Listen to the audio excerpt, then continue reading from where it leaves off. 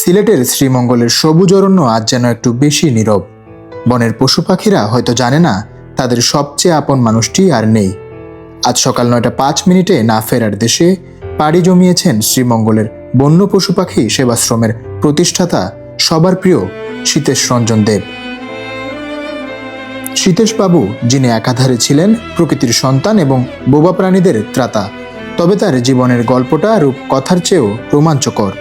যৌবনে তিনি ছিলেন পুরো দুস্তর একজন শখের শিকারী, কিন্তু প্রকৃতির এক অদ্ভুত খেয়ালে বন্দুকের নল নামিয়ে রেখে তিনি হাতে তুলে নেন প্রাণ বাঁচানোর দায়িত্ব।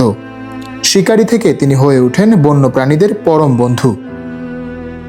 শ্রীমঙ্গলের রূপসপুরে নিজ উদ্যোগে তিনি গড়ে তুলেছিলেন এক অন্যরকম জগৎ, যার নাম সীতেশ বাবুর চিড়িয়াখানা।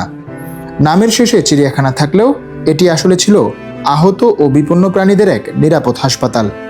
লাওয়াছড়া বন বা লোকালয়ে কোনো প্রাণী আহত হলে সবার আগে ডাক পড়ত সীতেশ বাবুর। সীতেশ বাবুকে যারা দেখেছেন তারা জানেন তার মুখের এক পাশের ক্ষত আর একটি চোখ না থাকার কথা। এর পিছনে লুকিয়ে আছে এক রোমহর্ষক আত্মত্যাগের গল্প। 1991 সালে বুনো ভাল্লুককে উদ্ধার করতে গিয়ে তিনি নিজেই শিকার হন ভয়াবহ আক্রমণের।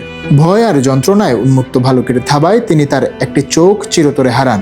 ক্ষতবিক্ষত হয়ে যায় মুখের এক পাশ। মৃত্যুর মুখ থেকে ফিরে এসেছিলেন তিনি।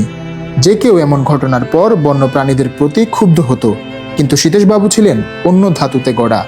ক্ষোভ বা প্রতিশোধ নয়, বোবা প্রাণীটিকে তিনি ক্ষমা করে দিয়েছিলেন পরম মমতায়। চা বাগানে বা লোকালয়ে বিষধর সাপ বা বিশালাকার অজগর ধরা পড়লে খালি হাতেই তা উদ্ধার করতেন তিনি। নিজের গাঁটের পয়সা খরচ করে দিনের পর দিন পশু পাখিদের খাইয়েছেন, পরম মমতায় চিকিৎসা করেছেন, আর পুরোপুরি সুস্থ হলে আবারও তাদের মুক্ত করে দিয়েছেন প্রকৃতির বুকে। সীতেশ বাবু আজ আমাদের মাঝে নেই, কিন্তু শ্রীমঙ্গলের প্রতিটি প্রাচীন গাছ, উড়ে যাওয়া পাখি আর বন্যপ্রাণীর স্পন্দনে তিনি বেঁচে থাকবেন চিরকাল। চিরবিদায় প্রকৃতির অকৃত্রিম বন্ধু। রাকিবুল রাফি, দ্য সিলেট।